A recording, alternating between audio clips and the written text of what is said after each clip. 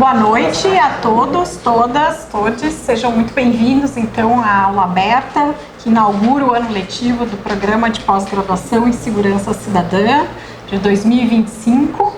Então, a gente vai dar início, né, com a nossa convidada, a professora Jaqueline Signoretto, da UFSCar. E vou pedir para tu te apresentar um pouquinho antes, tá? E também saudar aqui os colegas, né? Então, bem-vindos aos novos ingressantes, né? E também cumprimentar os professores aqui presentes, né? Nossos colegas, também da comissão coordenadora. Então, a professora Lígia Mori Madeira, nossa vice-coordenadora. Eu sou a professora Melissa de Matos Pimenta, coordenadora do PPG-SEG. E temos com os nossos membros da comissão coordenadora, a professora Rochelle Facchineto, professora Fernanda Vasconcelos, professora Alex Teixeira, professora Ruth Hendricks, e também temos a honra de estar com o futuro professor Paulo Frank, do IGP de Santa Cruz, é isso? Isso, em Santa Cruz agora. Então tá bom, seja muito bem-vindo. Estamos aqui também com o nosso mestrando Michel Ribeiro, apresentando o IPBM da Brigada, né? Muito bom.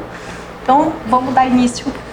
Convidou a professora Jaqueline a se apresentar e começar a sua fala. Então, boa noite a todas e todos. É um prazer enorme estar aqui. Agradeço imensamente o convite do programa, né? Dar uma aula inaugural é uma coisa muito honrosa, né? E eu fico muito feliz. Em especial a pessoa da Melissa, que, né, fez todos os trâmites para que eu pudesse estar aqui.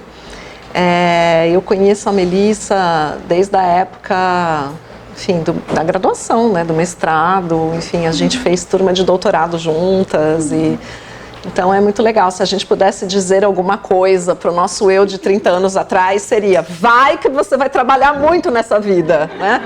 Ou então, dorme, aproveita para dormir agora que você tem 20 anos, né? Então é muito legal também a gente ser recebido num lugar, né, onde a gente tem identidades, né? Eu tenho uma identidade muito grande aqui com a sociologia da URGS, né? Os meus colegas de campo que estão aqui, né? E pessoas que eu conheço, que eu leio, que eu faço coisas juntas, né? Então é muito bom, mas também é muito bom conhecer, né, os novos alunos, as pessoas que, né, estão se aproximando dos estudos em segurança pública. E, portanto, é uma alegria muito grande estar aqui. Eu queria muitíssimo agradecer vocês por isso, né? Eu sou professora da Universidade Federal de São Carlos já há 16 anos, e lá no Departamento de Sociologia, o programa de pós-graduação, e lá eu coordeno um grupo de pesquisas, grupo de estudos sobre violência e administração de conflitos, que é o GEVAC, né? E formei já um pessoalzinho, né, que anda por aí fazendo umas coisas, né?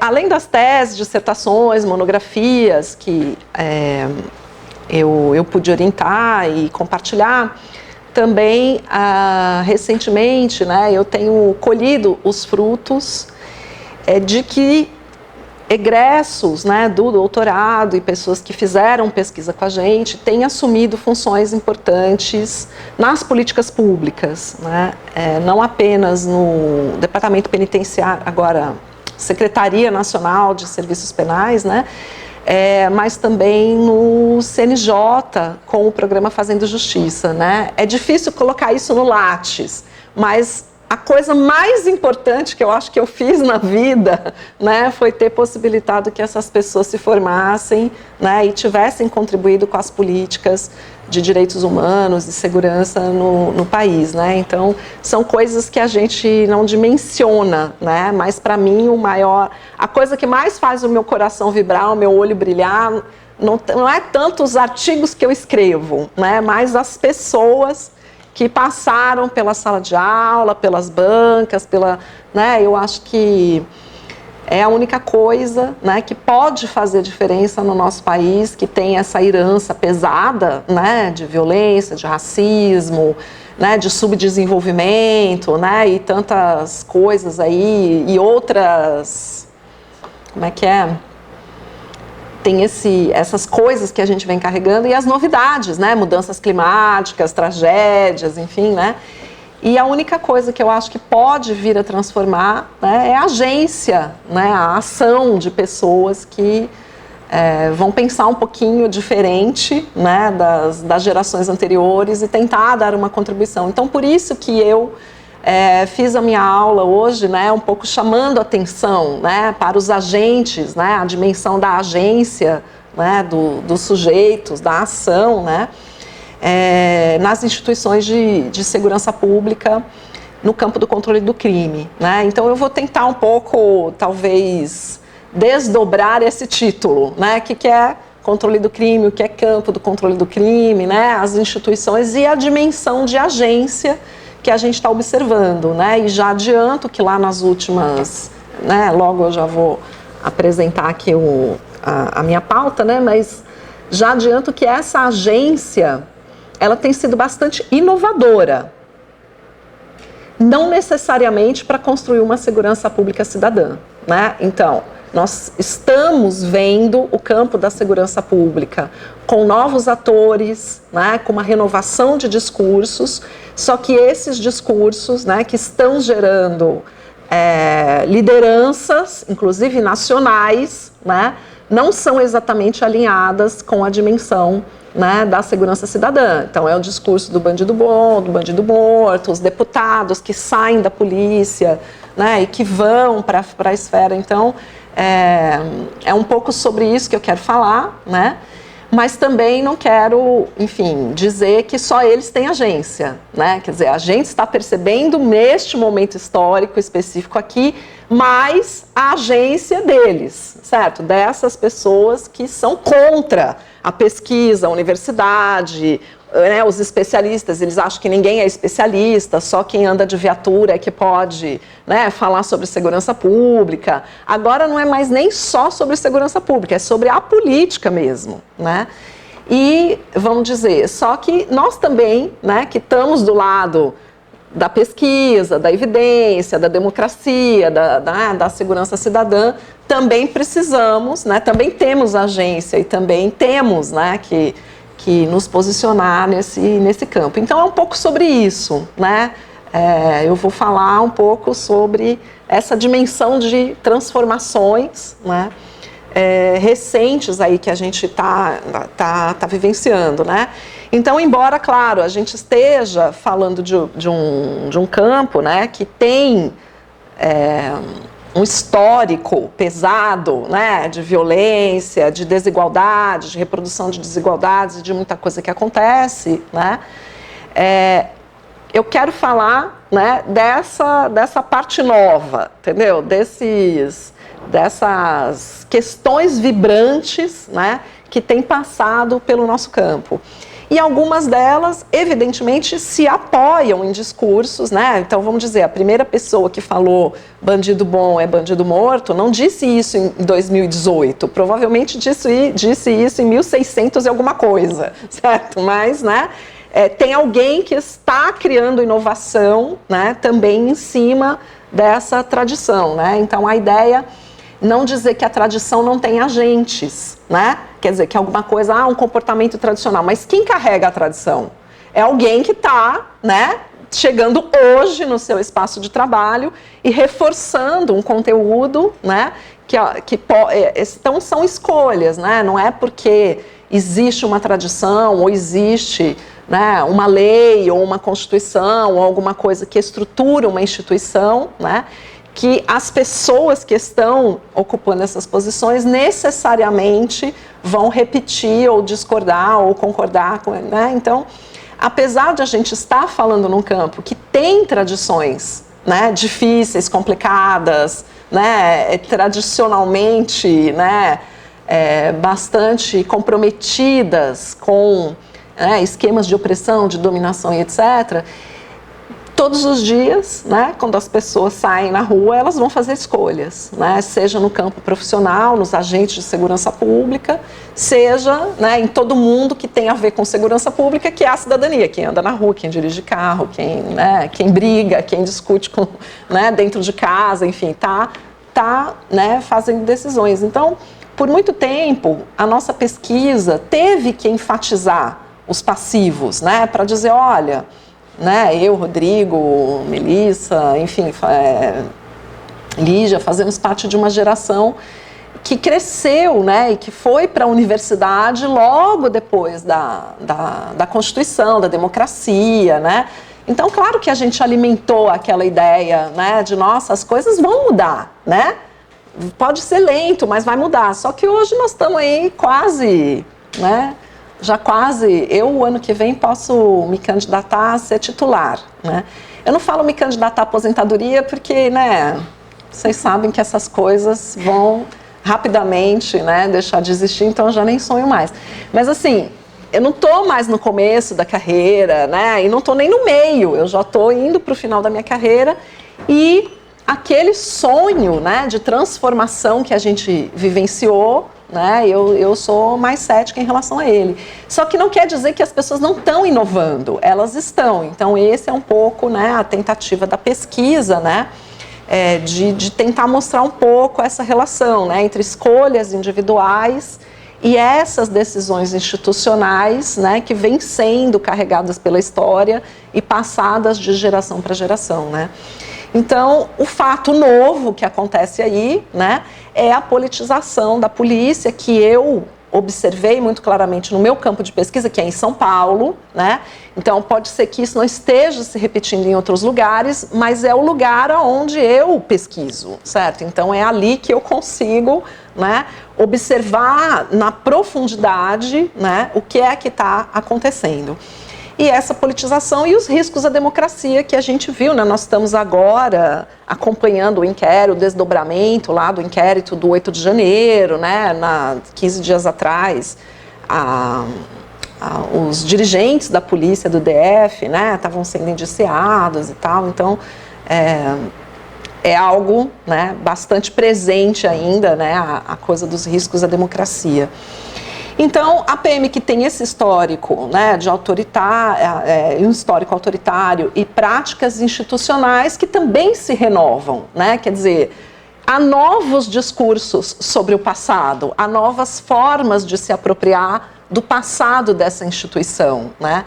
É muito interessante quando a gente vai pesquisar a Polícia de São Paulo que você descobre que a Polícia Militar do Estado de São Paulo foi criada no século XIX. Né? Aí você fala, tá, mas polícia militar é alguma coisa que surge, né, com uma legislação de 1969. Como é que, né, algo que foi criado em 1969 pode ter surgido no século passado? Então, quer dizer, sempre, né, essas reapropriações do passado, elas têm a ver com o que está acontecendo no presente e não no passado, né? Quer dizer, não foi criada uma polícia militar, foi criada lá um corpo policial e etc., né, que as pessoas de hoje dizem que aquela é a nossa origem, né? Então, isso é que interessa, né, para o sociólogo estudar em termos dessa relação entre presente e passado, uma instituição que tem uma história, né, e que, segundo eles, é muito mais longa, né, porque vai lá para o Império, né, não é nem a República, né, e que, ao mesmo tempo, atualiza suas práticas, né. Então, esse que é o meu objeto de reflexão contemporâneo, né. E aí a gente usou muito observação na minha pesquisa mais recente, né, de redes sociais, porque, enfim, teve pandemia no meio dessa coisa toda, mas também porque a gente não tem conseguido autorização para fazer pesquisa em loco na Polícia de São Paulo, né? Então, de uns anos para cá, tem sido cada vez mais fechado, cada vez mais difícil conseguir. Mas a internet, né, quer dizer, o pesquisador ele não pode ir lá conversar com o policial, mas o policial sai do turno dele, liga o celular dele e fala um monte, né? Então, parece até que a gente não pode ir lá porque tem alguma coisa escondida, secreta, que não pode ser sabida, né? Mas está tudo na internet, né? Então, se de um lado a presença física dos pesquisadores, né, o contato pessoal com os policiais tem sido cada vez mais dificultado pelas práticas da instituição. Por outro lado, né, a internet é um campo, né, gente? Você não precisa nem sair de casa, você não precisa ter dinheiro, né? Então, teve estudantes nossos que tiveram bolsa cortada durante o período que a gente estava fazendo essa pesquisa, mas você fica ali no teu computador, né, de alguma forma, Não que isso não demande trabalho, que também demanda, né? É também um tipo de trabalho de campo que precisa ser mapeado, categorizado, tudo isso, né, que a gente faz com uma entrevista também tem que fazer com esse material, mas, né, acabou sendo o nosso principal meio, né, de contato com isso. E uma das coisas, né, que daí adiantando os resultados, né, para que vocês entendam onde eu vou, né, caminhar para chegar, é que essa adesão bolsonarista dos policiais, que veio muito, né, desse material das redes sociais, ele acabou deslocando o debate dos próprios policiais de questões da segurança pública para questões da política nacional, né? Então, antes as redes de policiais, quando a gente começou a pesquisar, eles falavam dos assuntos de segurança, né? Aqueles que ninguém podia falar porque só eles conheciam, né? Então eles ficavam e tal, né? Mas, paulatinamente, eles foram parando de discutir casos de polícia e cada vez mais discutindo o STF, o Lula, a Janja, né? As políticas, né? A eleição, a fraude, a urna eleitoral, a vacina, né? Então, quer dizer, foi saindo, né, de uma discussão que era a discussão de um nicho de segurança pública para uma discussão dos problemas nacionais, né? E que eu acho muito interessante, porque se agora a polícia vai discutir os problemas nacionais, então a nação também pode discutir a polícia, né? Quer dizer, a via de mão dupla tem que estar assegurada, né? E ao mesmo tempo, né, aí sim é uma categoria sociológica, né? A gente vai vendo o reforço da militarização, né, no controle do crime. Então, o que eu estou chamando de controle do crime? Tá longe ainda. Então, o controle do crime, eu estou usando o David Garland de referência, né, que ele fala num campo do controle do crime, né, que ele chama isso porque a segurança pública não funciona da mesma forma em todos os lugares. Ele está construindo, né, uma teoria que tem uma pretensão, né, de ter um alcance maior, de ter um alcance global, né. Ele chama isso de campo de controle do crime, né. E vejam que controle do crime não é combater, né, combater já tem um sentido militarizado, né. Então, são essas instituições que intervêm, né? E para mim é muito interessante falar em campo do controle do crime, porque eu não estou estudando uma polícia só, né? Eu não faço pesquisa só sobre a polícia militar, eu faço a pesquisa sobre esse campo. Então, aí intervém Ministério Público, intervém a Defensoria Pública, né? Intervém a Secretaria de Segurança Pública, né? Então, não é uma pesquisa que eu faço em uma instituição policial, né? Eu faço realmente, né, num campo do controle do crime. Tem estudantes, parceiros meus, coautores meus que estudam prisões, né? Eu particularmente não estudo, mas, né, eu oriento, trabalho sobre isso, eu escrevo com os meus orientandos, né? Então tudo isso, né, se trata de um campo do controle do crime. O Garland fala controle do crime e justiça criminal. Mas como aqui a gente está falando, né, do espaço da segurança pública, então eu chamo ele de controle do crime. Estava falando da novidade que apareceu, né? Então vamos caracterizar um pouco essa ascensão das candidaturas policiais. Quando a gente começou esse trabalho em 2018, né,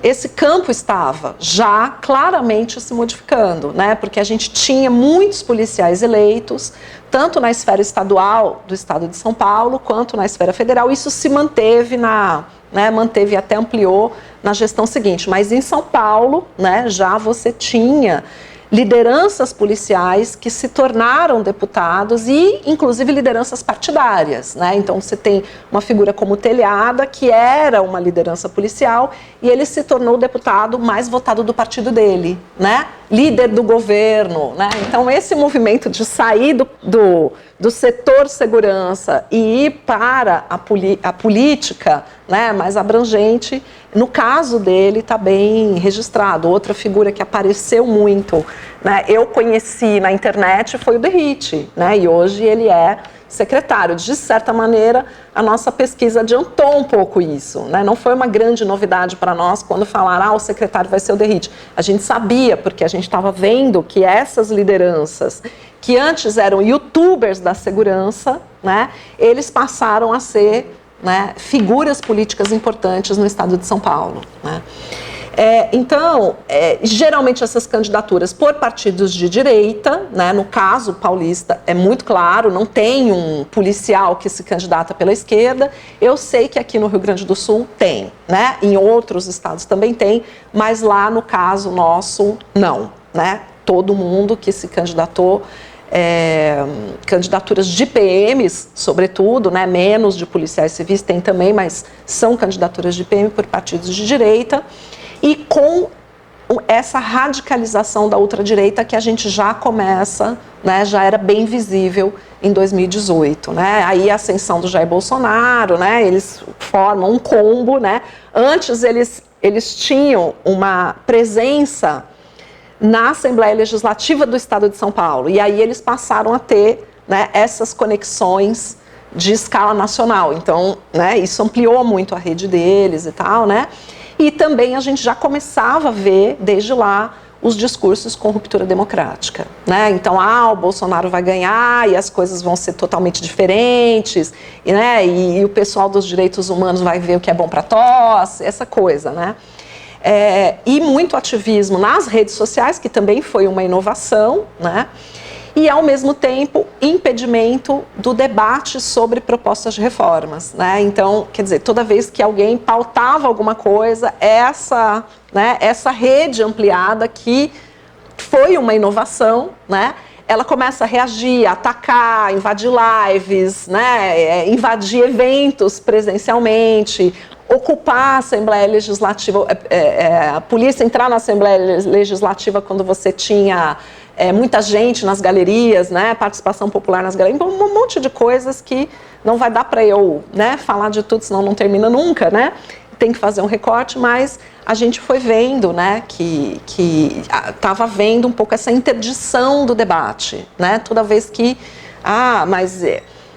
então você quer acabar com a polícia, então você quer, né, esses debates aconteciam muito, então um certo silenciamento, vamos dizer assim, né, da oposição em relação a eles, né.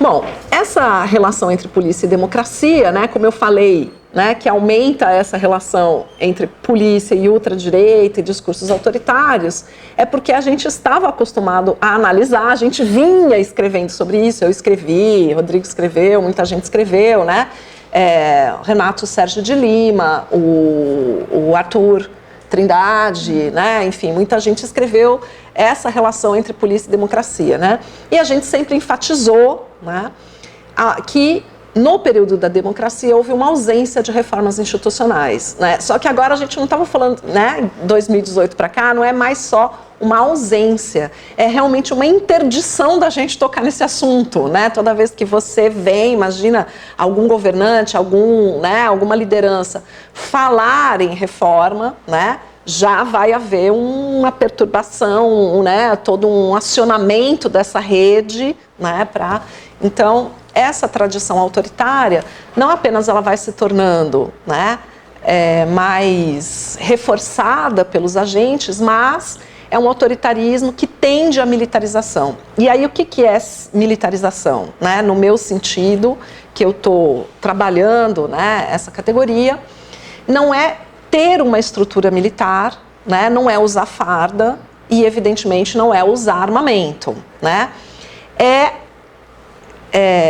Assumir, né, a mimese das formas, né, da polícia militar, né, então eu tenho gente dentro da polícia civil, né, que pensa com essa liderança da polícia militar, e eu considero isso militarização, né? Eu sei que é um termo, poderia ter escolhido outro termo, porque tem muita gente disputando esse termo, né?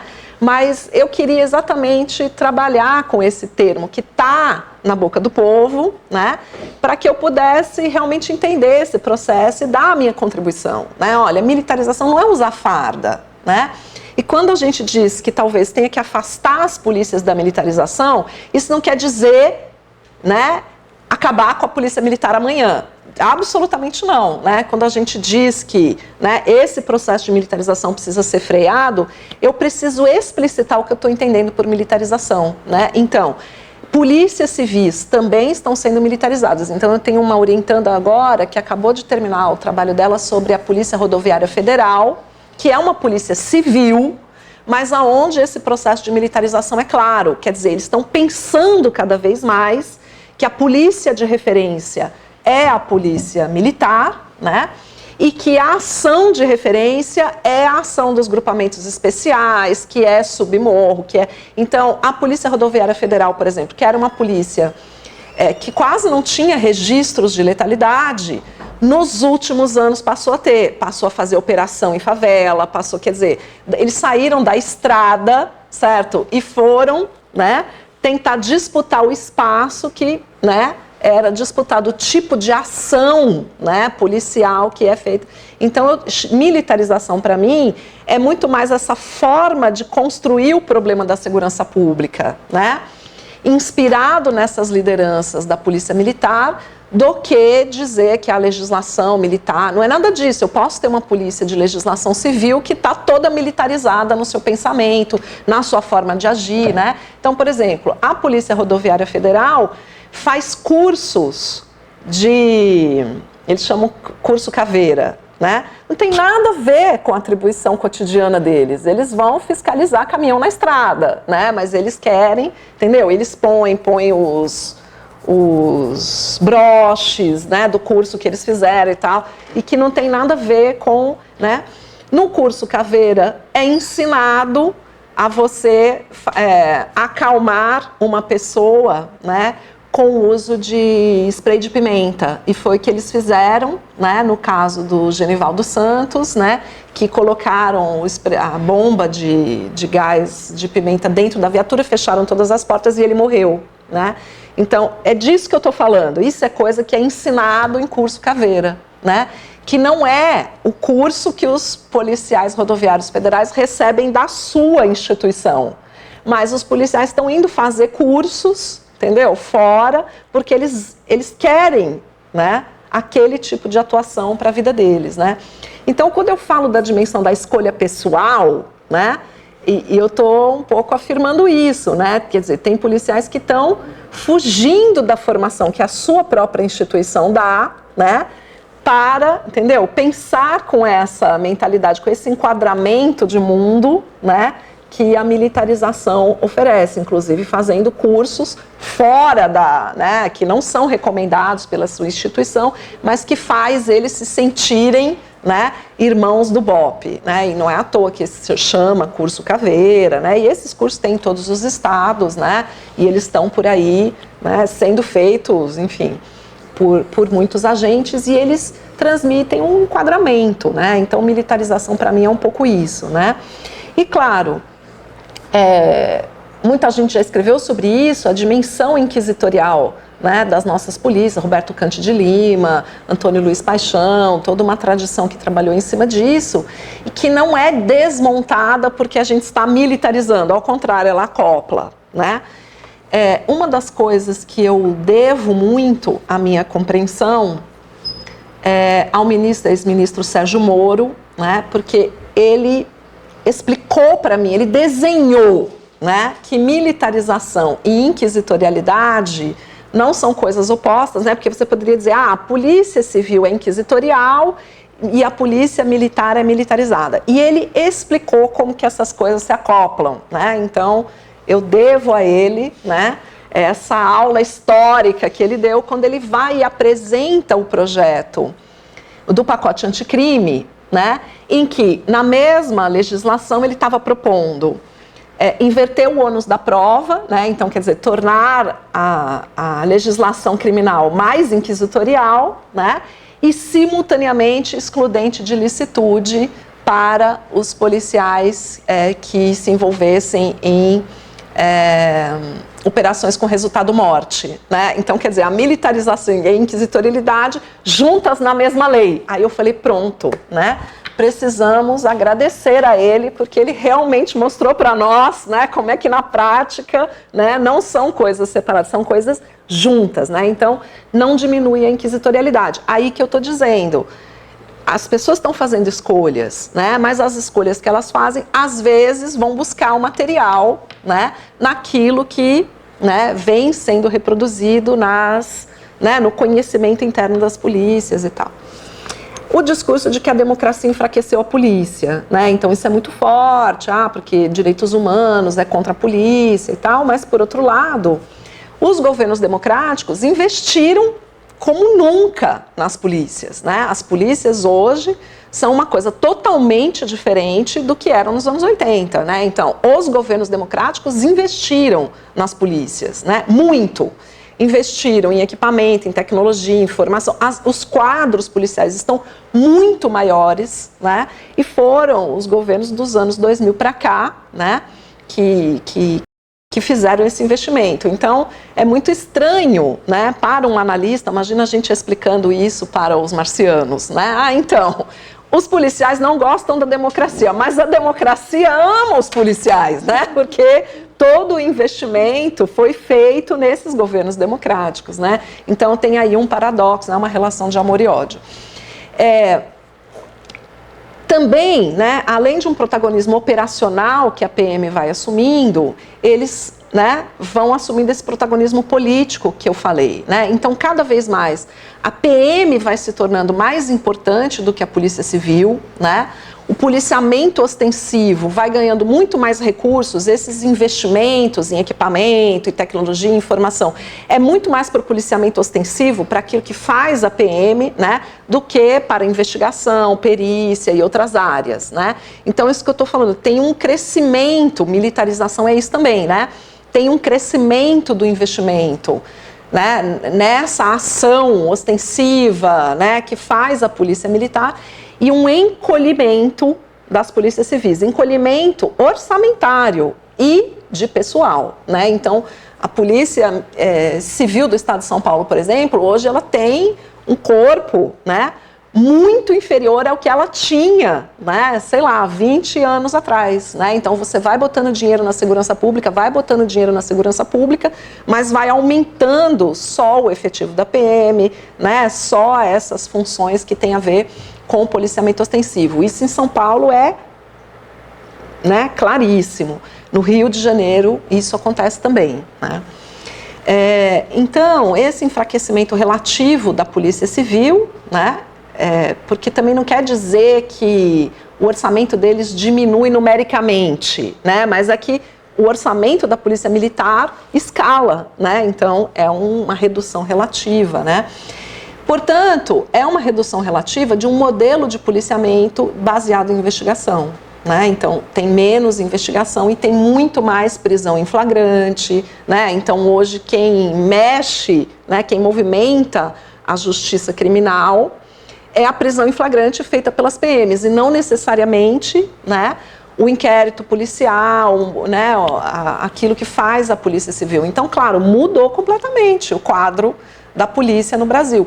Tanto que quando a gente vai estudar, né, sociologia da polícia, ou história da polícia, o pessoal que escreveu, os nossos pioneiros, né, que como a gente chama, as primeiras pessoas que fizeram estudos, eles estudaram a Polícia Civil. Roberto Cante de Lima, Antônio Luiz Paixão, né, a Jaqueline Muniz, eles foram estudar o que fazia a Polícia Civil. E hoje, né, a gente tem que estudar o que faz a Polícia Militar, porque é ela que dá o tom do que acontece na segurança pública em quase todos os estados, né? Então, olha quanta mudança que acontece, né? Por causa dessas micro-escolhas que vão sendo feitas, né, no cotidiano, mas também das macro-escolhas, né? De onde nós vamos botar o dinheiro, para que tipo de policiamento nós vamos apontar, né?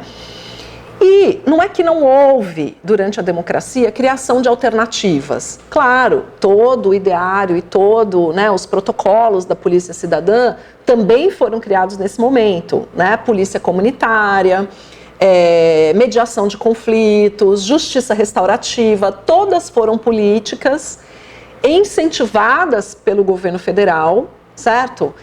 E que, em algum momento, foram criando projetos piloto nos estados, né? Foram criando grupos de polícia comunitária, né? Lei Maria da Penha, Guarda Maria da Penha, coisas que foram aparecendo, mas que, ao invés delas irem, vamos dizer assim, colonizando as polícias, né? Dizendo, não, a gente não faz só policiamento ostensivo, a gente também faz isso e aquilo e aquilo e aquilo. Ao invés de diversificar a imagem institucional da polícia, aconteceu o contrário. eles viraram projetos piloto, aconteceu um monte de coisas e depois fechou de novo, né? Então, as PMs, isso em São Paulo, a única ação de segurança pública que existe é policiamento, né? Você teve programa de atendimento à vítima, você teve, meu doutorado, eu estudei um negócio chamado SIC, Centro de Integração da Cidadania, né? Que tinha uma função, que recebeu um orçamento, acabou, aquilo não existe mais como política pública, né? Tem um prédio lá, mas a política pública não existe mais, o prédio é ocupado por serviços aleatórios lá e não tem mais uma integração do serviço, não tem uma política de integração. Então não quer dizer que a democracia não criou coisas, criou, mas, sabe, nesses 40 anos fazendo o balanço, a gente diz, aquilo que foi criado não prosperou, e o policiamento ostensivo ao contrário. Né? Ele nasceu lá, segundo os meus interlocutores, né? Lá na Guerra de Canudos, né? E aí, né, ele continua firme e forte até hoje e é o carro-chefe, né, da segurança pública de todos os estados, né? Então, o policiamento comunitário, ele praticamente desapareceu. Tem alguém aqui fazendo tese sobre o policiamento comunitário, né? Mas em 1990 tinha, né? 90 e tantos, né? A época que a gente estava no doutorado, né? Estudava policiamento comunitário, estudava mediação de conflitos, estudava informalização da justiça, uma série de coisas que a gente estudou e que totalmente caíram de moda. Né? Ninguém mais lê os nossos livros sobre alternativas, né? Justiça alternativa e alternativas de policiamento, porque a história andou para outro sentido, né? E o policiamento é ostensivo, portanto, né?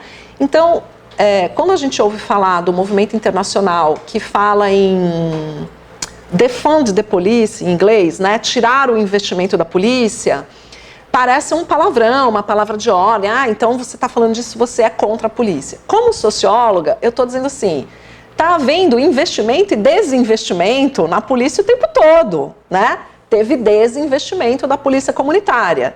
Ninguém se sentiu ofendido porque a polícia comunitária perdeu financiamento, né? Então, quer dizer, a gente tem que pensar, né, como analistas, né, e não como, né, um militante de uma causa. Embora, evidentemente, eu sou militante de uma causa, né, mas como analista eu estou tentando ver qual tipo de policiamento está sendo investido e qual está sendo desinvestido. Polícia Civil está acabando a olhos vistos, né? E ninguém está fazendo passeata na rua, certo? Ninguém está elegendo deputados para dizer que não pode acabar com a Polícia Civil, mas está quase acabando, né? Ninguém diz que não pode acabar com a Polícia Militar, ninguém diz que não pode acabar com a Patrulha Maria da Penha, mas também ninguém diz que precisa, né, investir nisso. Quer dizer, então, financiar e desfinanciar, né, as diferentes formas de produzir policiamento no Brasil é recorrente. E a gente tem que incorporar esse vocabulário na nossa análise para a gente entender quais são os movimentos, né? Então, sim, está tendo fim da polícia no Brasil, mas não da polícia militar, está tendo fim da polícia comunitária, né? Então, há um fim, né? Tem modelos de policiamento que estão acabando, certo? E no estado de São Paulo, por exemplo, acabou, né? Então, esse crescente protagonismo político que eles foram ganhando, né, que eu expliquei aqui, as eleições, né, e também um líder político, que antes ele era líder de um grupo policial e agora ele é o deputado, agora ele é o secretário, né, esse crescimento, ele convive com uma fraqueza de controles institucionais imensa, né? Quer dizer, essas lideranças policiais foram aumentando, né, a sua presença na sociedade, né? E, por outro lado, os controles institucionais foram se enfraquecendo, né? Ou eles já não existiam e continuaram não existindo, mas os poucos controles que foram criados, né, há um ativismo para tentar diminuí-los, né? Tá bem aqui no final, né? Que faz parte dessa estratégia de radicalização, é o segundo tópico ali, demolição de qualquer forma de controle da atividade policial, né? Então, audiência de custódia, não pode, é ruim, é contra a polícia, né? Porque você tem ali, né, um mínimo controle da legalidade da prisão, não, é antipolícia. Ouvidoria das polícias, em São Paulo, a ouvidoria, que nunca foi uma instituição forte, né, mas ela tem uma presença, ela foi criada há muito tempo, ela existe há muito tempo, ela é conhecida, né? Tem que acabar com a ouvidoria, ou então tem que mudar o modelo de escolha da ouvidoria. Então, todas as pautas de controle, né, elas foram dinamitadas por essa vertente, né, policial que fez carreira política, né? Então, deixa eu voltar aqui no meu... O meu estudo eu expliquei um pouco, né? É um programa de pesquisa sobre policiamento ostensivo, né? Relações raciais, mas eu não vou falar das relações raciais hoje, né? Eu escolhi falar mesmo dessa agência, né? Dessa inovação. Fiz muita entrevista, fiz muita observação de campo, trabalho com dados estatísticos, mas eu já falei para vocês que a observação das redes foi muito importante. E a gente tem 2 tipos de redes. Redes de policiais que são abertas, né? YouTube, Facebook e tal, aquela que todo mundo pode acessar, e redes fechadas, onde os meus estudantes acabaram entrando em grupos de WhatsApp, né, fechados e tal, e pesquisando dentro desses grupos, né? E aí a gente vai ver que o discurso é diferente, né? Não se diz a mesma coisa nas redes abertas e nas redes fechadas. O discurso não é o mesmo, né? Inclusive porque em São Paulo houve uma tentativa de controle institucional, né, da Polícia Militar de tentar fazer o controle da expressão política dos policiais nas redes, né? Então eles passaram totalmente essa atividade para o WhatsApp, onde não tem ninguém vendo, né? Não tem ninguém vendo, quer dizer, não tem gente de fora vendo, né? E no YouTube e no Facebook, nas redes abertas, eles continuaram, né, fazendo um debate sobre o nicho da segurança, né? Então, são 2 ambientes, né, onde a comunicação dessas lideranças policiais é bem diferente, certo? O conceito de campo eu já falei, né? Para mim ele é interessante porque eu não observo só a polícia, né? Mas como que ela se relaciona com outras polícias, com a fiscalização do Ministério Público, né? Com a Assembleia Legislativa, enfim, é todo um conjunto aí, né?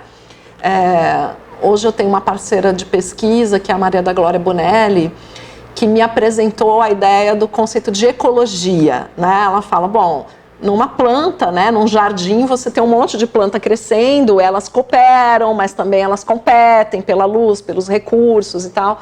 E eu, enfim, estou lendo, né, sobre campo e ecologia, umas coisas interessantes, né? Mas eu ainda continuo trabalhando com o conceito de campo, mas não é aquela abordagem burgesiana que acha que as posições estão muito demarcadas, né? Eu vejo muito mais movimento nesse campo, é disputa, é idas e vindas, né? Não é uma coisa muito estática, certo? Mas não vou entrar nisso agora, né? Então, essas idas e vindas eu chamo de estratégias, né? Então, os atores estão se conectando, certo? Para vender o seu peixe, né? Para capitalizar as suas lideranças, para distribuir os seus discursos, certo? Então há uma tensão aí. Há pessoas que têm uma visão institucional de profissionalização, né? Não, a gente não pode se envolver com política, né? A gente é polícia, a gente tem que fazer o nosso trabalho, a gente tem que discutir os problemas da nossa atividade, das nossas carreiras, uma visão mais profissionalizada. E outros que vão, né, para uma visão mesmo de vamos governar o Brasil, né? Então, são discursos diferentes e eles estão o tempo todo disputando as mesmas pessoas, né? Porque embora tenha muita polícia, muita família de polícia no Brasil, é um N grande, mas é um N finito, né? Então, quer dizer, um voto que eu trago para cá é um voto, né, que perdeu do outro lado, certo? Então, inclusive, eles têm essa estratégia, né? A estratégia não é mais só de convencer os próprios colegas, os chefes, os subordinados, mas também virou uma estratégia eleitoral, né? Então, tudo que eles falam não repercute só dentro das instituições, mas hoje repercute, né, num cenário eleitoral que em São Paulo é muito importante, certo? Bom, Eu falo nos meus trabalhos, né, que dentro desse campo do controle tem 4 estratégias que eu considero que foram as mais importantes, né, do momento democrático para cá. Talvez eu não consiga explicar isso em detalhes aqui, nos meus trabalhos eu digo, né, mas tem essa estratégia militarizada que eu estou tentando apresentar para vocês, dizendo que foi a que mais cresceu, né? Mas isso que eu chamo de estratégia clássica, ela também cresceu o encarceramento, né? Então, quer dizer, tem mais gente sendo processada pela polícia e tal. É que eu acho que esse encarceramento que cresce, ele está muito mais ligado à estratégia militarizada, porque ele está ligado a prisões em flagrante, aonde muitas vezes é a palavra do policial que constrói toda a prova do processo, né? Então, numa versão judicial clássica, a gente teria testemunhas, né? Mas, quando eu estou lidando com um sistema de justiça que está alinhado a uma estratégia militarizada, né? Eu vou ver processos criminais onde só tem testemunha policial, militar, né? Então, veja, é uma transformação de larga escala, entendeu? Nós estamos mexendo com o funcionamento do sistema de justiça, não é um detalhezinho, né? É uma coisa que hoje a gente tem uma boa parte, maior tipo de crime, né, que mais impulsiona o encarceramento é roubo em São Paulo, em primeiro lugar, tráfico de drogas em segundo lugar. As prisões por roubo e as prisões por tráfico, elas quase não têm testemunhas. Em algumas tem, roubo ainda tem, né, a vítima às vezes está, mas às vezes não está, né? Às vezes a prisão é prisão em flagrante, você não sabe quem é a vítima. A vítima às vezes até foi na delegacia, mas eles não fazem esse trabalho porque não tem investigação, né? Então, eu tenho um monte de gente que faz denúncia de roubo, denúncia não, né? Registro de ocorrência de roubo, e eu tenho um monte de gente que é preso por roubo, mas não necessariamente eu estou juntando as duas coisas, veja, né? Na estratégia clássica é isso, eu faria investigação, né? Eu ia querer saber se a vítima João foi vítima do preso Ricardo, certo? Eu quereria fazer essa ligação e tal, mas no modelo militarizado não é necessário fazer isso, né? Porque ele funciona sem isso. Certo? Porque eu prendo muita gente, né, e eu uso a prisão, o número de prisões como propaganda. Eu não sei se vocês sabem, mas a cidade onde eu nasci, minha cidade do coração, eu sou paulistana, eu amo ser paulistana, mas em São Paulo foi inaugurado um prisiômetro, né? Então, e olha, quem prende é a Guarda Municipal, que não faz um mês que o STF disse que a Guarda Municipal pode atuar na prisão. Então, vejam no policiamento ostensivo, né? Então, vejam como a estratégia de militarização está dando muito certo. A Guarda Municipal, que nem podia fazer prisão, né? Ela já tinha todo um saber, todo um conhecimento. O STF se pronunciou num dia, no dia seguinte eles já inauguraram um prisiômetro e eles já estão medindo quantas pessoas foram presas em flagrante pela Guarda Municipal, né? Então, é claro, estava na cabeça deles há muito tempo, estava na estratégia deles, certo? Não necessariamente nos registros, não necessariamente no que se ensina em sala de aula, né? Mas veja como eles foram buscar na imagem, né, da PM, que é, então, a polícia que a gente gostaria de ser, né? Então, a Guarda Municipal, que por muito tempo foi, vamos dizer assim, namorada pelo policiamento ostensivo, né? Vamos dizer, a Guarda Municipal poderia, desculpa, ostensivo não, policiamento comunitário. A Guarda Municipal poderia, né, fazer policiamento comunitário. Acabou, gente, essa polícia foi extinta, fim da polícia, né? Ela foi totalmente desfinanciada, certo? E o que está prevalecendo? A Guarda Municipal ser uma PM do prefeito, né? Coordenada pelo prefeito, certo? Pelos vereadores, né?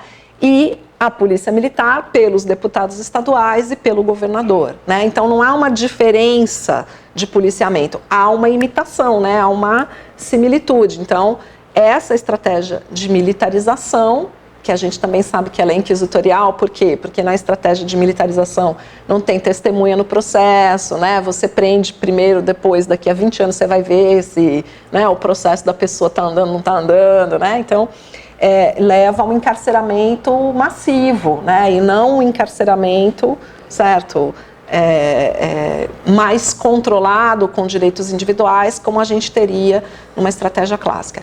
Eu falei que, né, das justiças alternativas que apareceram no momento da democratização, né? Então a gente teve toda essa coisa, e se a gente fizesse, né, informalização, rituais alternativos, mediação, justiça restaurativa, para a gente, né, colocar formas autocompositivas, né, para resolver os conflitos e tal. Fez sucesso durante um tempo, fomos felizes, ganhamos bolsa, escrevemos tese, vendemos livros, mas hoje em dia ninguém mais fala sobre isso, né? Essa é uma estratégia, né, que ela emergiu e depois ela, né, afundou. Ela tem um movimento, né, que hoje está em baixa. E a mesma coisa, né, a quarta estratégia que eu chamo ali, que é a da prevenção da violência, né? Então também o momento democrático no Brasil foi um momento de muito lastro de políticas de prevenção. Então são outros saberes, são outros agentes, né? Então aí entra o psicólogo, o assistente social, né?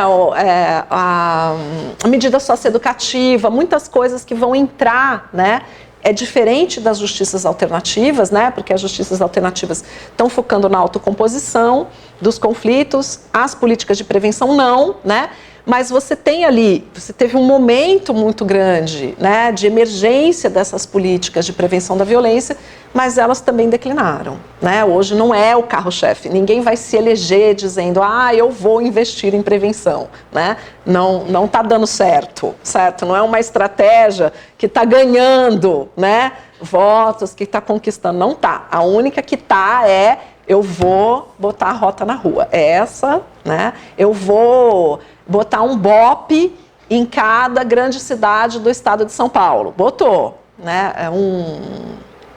Não é BOP que chama, eu falei errado. BAEP, né? Eu vou botar um batalhão especial em cada grande cidade do estado de São Paulo. Então, vocês nunca tinham ouvido falar de letalidade na Baixada Santista e agora vocês ouviram falar.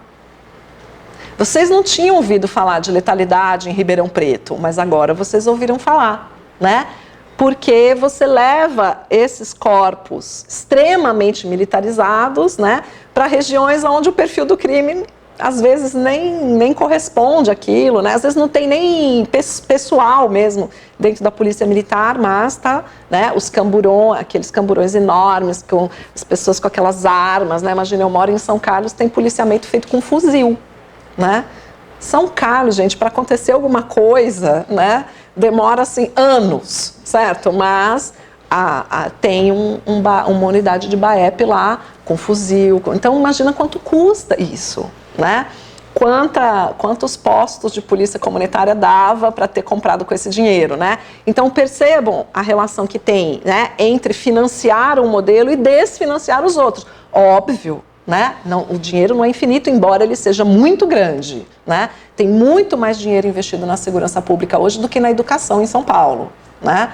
Mas, mesmo assim, é um dinheiro finito, né? Então, se você está investindo tudo de um lado, está desinvestindo do outro, né? Por isso, a estratégia que está em alta aqui, né, é a militarizada, embora exista essa tensão, né? Sempre tem um sociólogo que vai lá dizer, mas... né? Sempre tem um saber diferentinho que vai lá disputar, sempre tem um psicólogo que vai chegar lá e falar, mas essa, né?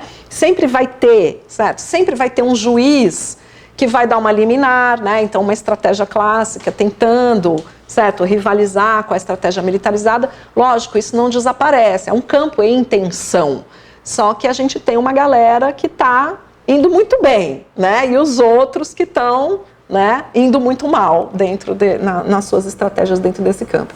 Então, para a gente ir fechando aqui, né, para não incumpridar muito a nossa história, claro, eu estou tratando do caso paulista, né? Então, eu já falei, esse protagonismo operacional da PM sobre outras formas de policiamento, né, faz seleção, né, de tipos criminológicos, certo?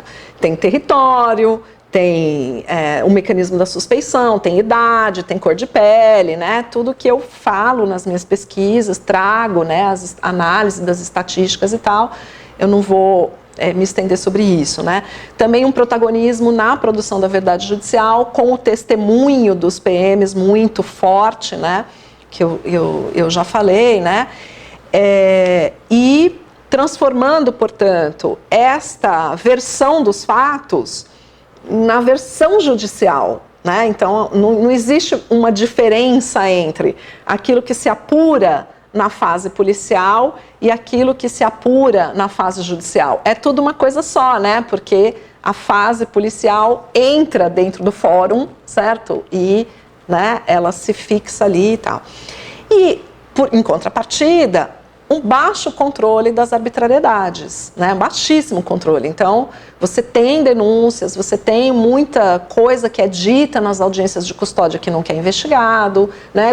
A ouvidoria de polícia recebe um número muito grande de denúncias, mas aquilo não vai ser investigado pelo Ministério Público, né? E mesmo agora que o Ministério Público de São Paulo criou o GAESP, né, Grupo Especial para a Segurança Pública, que acompanhou aqueles casos que aconteceram na Baixada Santista, né, aquelas mortes no Guarujá e em Santos, foi um monte de mortes ao mesmo tempo e tal, eles foram acompanhar. Mas eles estão acompanhando essas mortes, né? Então eles estão hoje acompanhando um número que está em torno de 50 casos de letalidade policial, sendo que teve 2.000 casos nos 2 anos em que eles estão, né? Em 2 anos você teve 2.000 pessoas mortas e o Ministério Público está acompanhando 50 casos, certo? Então, claro, é muito importante que eles acompanhem esses casos que foram altamente politizados pelas lideranças. Claro, não é que eles não devam acompanhar esses, mas e os outros 2.000, né? Então, essa ideia de baixo controle é mesmo quando aumenta o controle do Ministério Público, não vai aumentar sobre, né, todos os casos, sobre todos os territórios, né? Joga-se muita luz num aspecto, enquanto estão acontecendo muitas outras coisas, né? Bom, aí a gente tem, dentro da própria polícia militar, uma baixa supervisão, né? A gente já falava disso antes de acontecer, mas quando o Derrite assumiu, ele aposentou toda a camada de cima, né? Então, quer dizer, aquelas pessoas, né, que eram, vamos dizer, os guardiães da doutrina, do profissionalismo, vamos botar câmera, porque é importante, a gente tem que saber o que o policial está fazendo na rua, né? Então, os oficiais da polícia desenvolveram a câmera. Aí entra lá o Derrite, aposenta, entendeu? Todo mundo. E, claro, mexe com a hierarquia e mexe com a capacidade de supervisão, né? Porque você tirou você tirou uma geração, na verdade, né? Eles aposentou com uma canetada só todo mundo que estava, né, acima de uma certa faixa, então trocou todos os coronéis, né? Por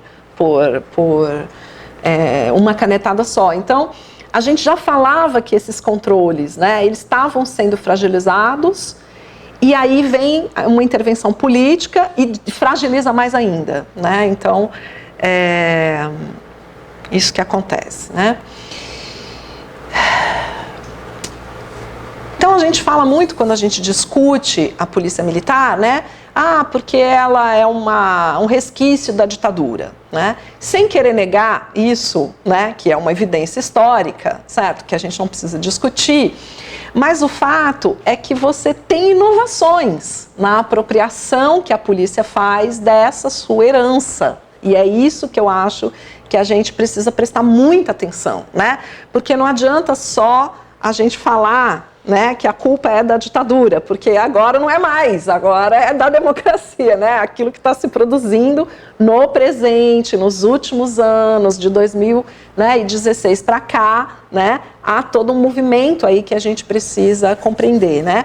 E esse reforço, então, né, de práticas abusivas, né, na guerra ao crime, tudo se justifica porque é criminoso, né? Então, essa ideia de guerra ao inimigo interno é que está ganhando muito mais força, talvez ela impulsione muito mais, do que uma tradição ditatorial, até porque a maior parte dos policiais hoje nem viveu aquela época, certo? Quem está com, né, nas camadas mais baixas, talvez não tenha uma memória disso, né? Então, sem querer esquecer o registro histórico, é isso que eu estou falando, não sou negacionista, né, histórica, mas eu estou querendo dizer que é preciso a gente entender o que acontece agora, o que tem acontecido nos últimos 10 anos, né?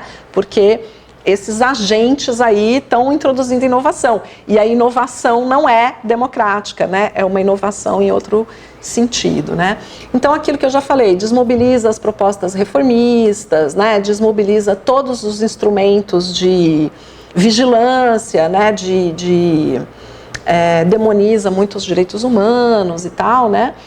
E em São Paulo, é lógico que o aparecimento do PCC deu um lastro empírico, né, para essa transformação no campo da visão de mundo, né, porque o processo de militarização ele precisa de um inimigo, né.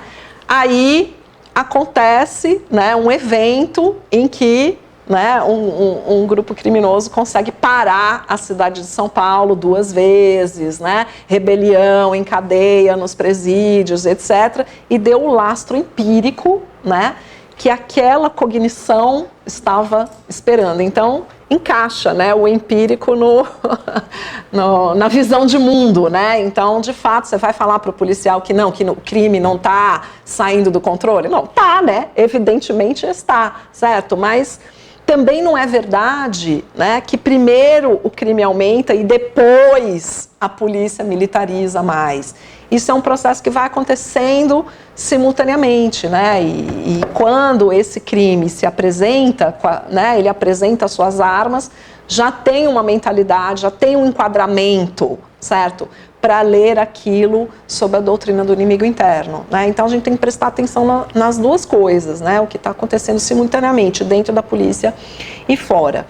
E o aparecimento do PCC evidentemente fez com que se investisse muito, né, em policiamento. Imagina, sitiou a cidade, é lógico, todo mundo vai ser a favor que aparelhe a polícia e tal. Mas é que essas tecnologias de informação, né, o que elas fazem? Elas jogam o tablet e o celular na mão do policial. Então, simultaneamente, o celular que vem corporativo, né, que vem na mão do policial, ele vem aumentar o controle do comandante sobre ele, mas ele vem também com o WhatsApp, né? E que, simultaneamente, diminui o controle do comandante sobre ele, porque o WhatsApp, né, vai ficar discutindo o dia inteiro lá a política nacional, certo? E não exatamente. Então, o cara está fazendo o policiamento, ele está recebendo uma instrução, né? Quer dizer, o profissionalismo, o corporativismo nesse sentido, né? De as instruções corporativas, certo? De procedimento e tal, mas no mesmo aparelho que ele recebe o procedimento, né? É o aparelho onde ele vê o WhatsApp, onde está dizendo não tome vacina, não acredite na urna, né? Quer dizer, esse instrumento que foi colocado com a intenção de aumentar o controle, né? Paradoxalmente também é o instrumento que reduz o controle das elites corporativas sobre o policial que está na rua, porque ele traz o WhatsApp, o YouTube, né, e todos os outros discursos de segurança pública para rivalizar, né, com aquilo que a corporação fala, né. Então, esse protagonismo, né, do populismo punitivo paulista, ele teve uma estabilidade durante 20 anos, né. Era um governo só, né, o PSDB que governava, as mesmas lideranças policiais, né, falando o mesmo discurso e tal, mas ele é rompido, certo? Com a emergência do bolsonarismo, que coincide com a chegada do celular no policiamento operacional, né? Então aí você tem uma quebra, né? 20 anos sem mudar a elite do policiamento em São Paulo, né?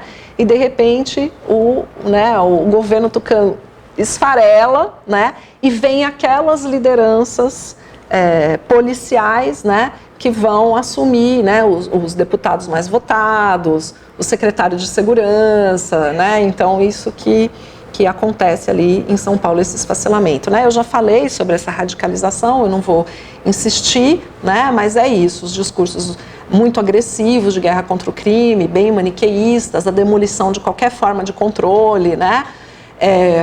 O pacote anticrime, né, que ajuda a dizer que, bom, excludente de licitude é sim, né, ela é para entrar na ordem, né, é para ser legalizado, né, sem qualquer tipo de investigação e tal, né, porque esse que é o problema, quer dizer, obviamente, operações policiais podem, certo, envolver confronto, esse é o sentido de existir da polícia, eu concordo com isso, né? A polícia existe porque ela é a única organização que pode usar as armas legalmente, ninguém mais pode, né? Só a polícia pode.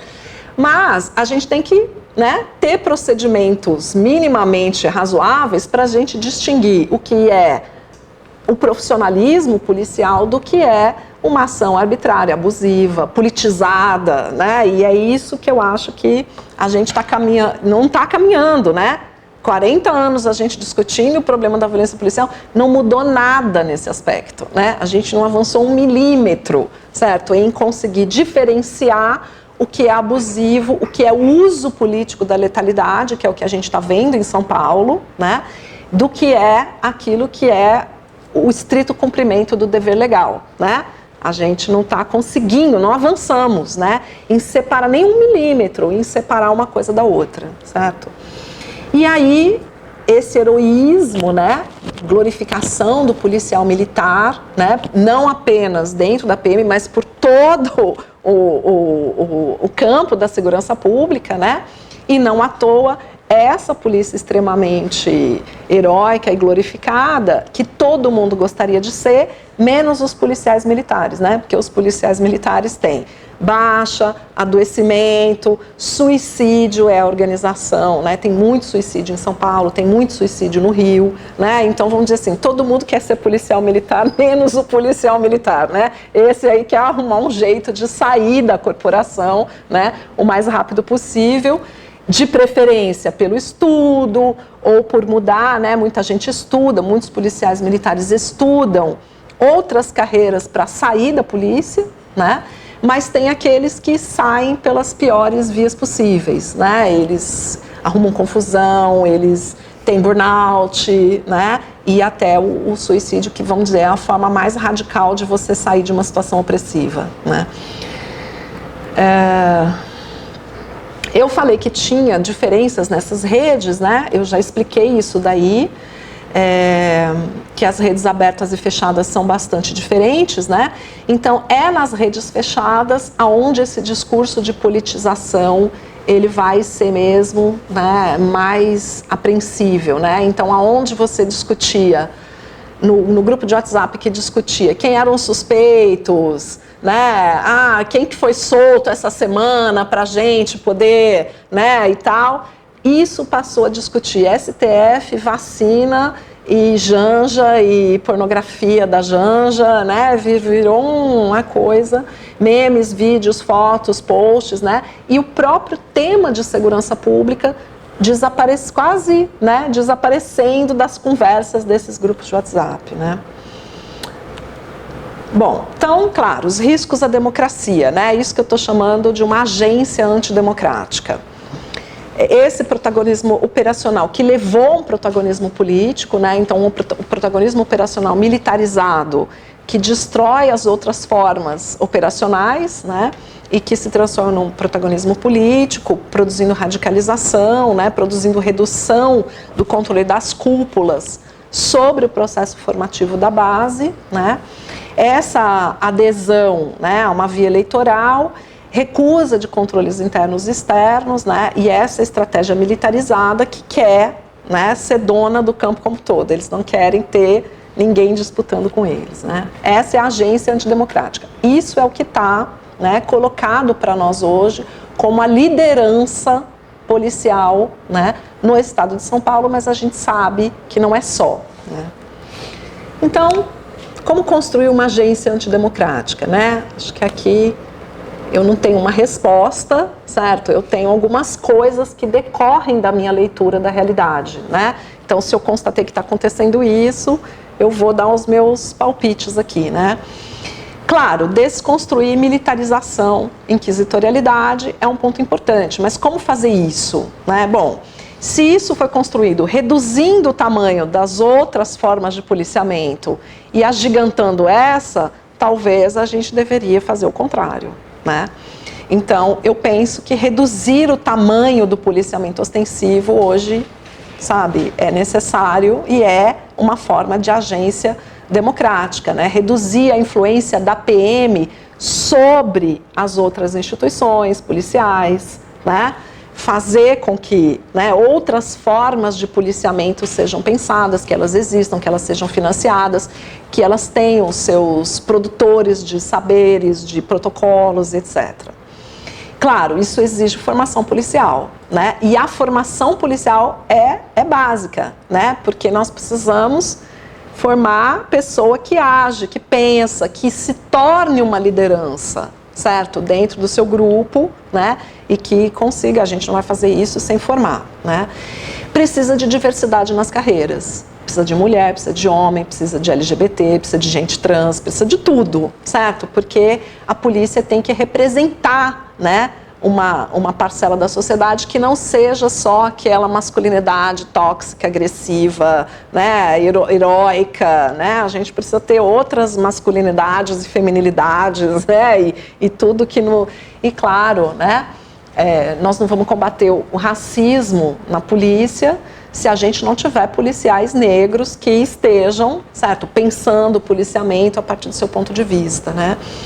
A gente precisa ter menos polícia e mais política de segurança, né? Porque se a gente tem que diminuir, né, o tamanho do policiamento ostensivo, eu preciso ter uma rede de serviços, né? Porque os problemas não vão diminuir só porque a gente vai tirar o dinheiro da polícia, né? Ao contrário, né? A ideia é criar outras políticas públicas, né, que possam trabalhar junto com a polícia no atendimento dessas demandas, né, no campo, certo? Então, por exemplo, a saúde mental tem que atender ocorrência, né, porque a gente tem muita ocorrência, né, que tem a ver com drogadição, que tem a ver com nós estamos vivendo uma epidemia de saúde mental, né? Quando for caso, né, que envolve Lei Maria da Penha, né, não adianta ir só o policial, tem que ir, né, pessoas que sejam capacitadas nisso. Então, isso que eu estou chamando de política de segurança pública é realmente ter pessoas, né, que estão no território atendendo, a partir de um outro ponto de vista, os conflitos que acabam, né, indo cair na polícia porque ninguém quer, né, tomar conta dessa parte aí, né, dos conflitos, né? Então, eu acho isso, todo serviço, né, que tenha eficácia na segurança pública, ele precisa de investimento, né? Desconstruir essa raciologia policial do suspeito negro. Eu falei que eu não ia me aprofundar nisso, né? Mas vocês vão ler facilmente nos meus trabalhos o que eu quero dizer com isso, né? E claro que a gente precisa de doutrina de uso da força, né? Não é para não usar a força, mas é para usar a força quando ela realmente for, né, a última, quer dizer, a doutrina, né, ela tem que ser escalonada, ela tem que, né, ter protocolos e tal. Então, eu acho que tudo que for investimento nessa direção vai nos ajudar, né?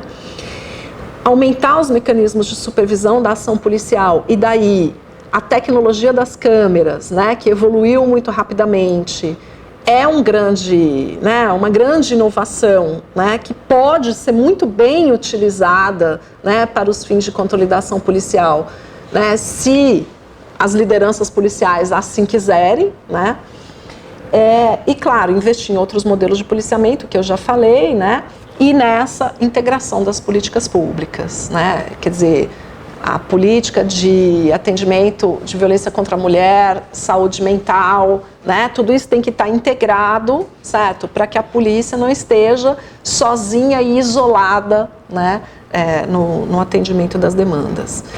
Então, é isso. Desculpem se eu me excedi, mas eu sou apaixonada por isso, né? Então, fica aí meu e-mail, a página do GEVAC, se vocês quiserem acessar, e o nosso Instagram, que a gente também é moderno, né? Então, acompanhe a gente por lá. Muito obrigada.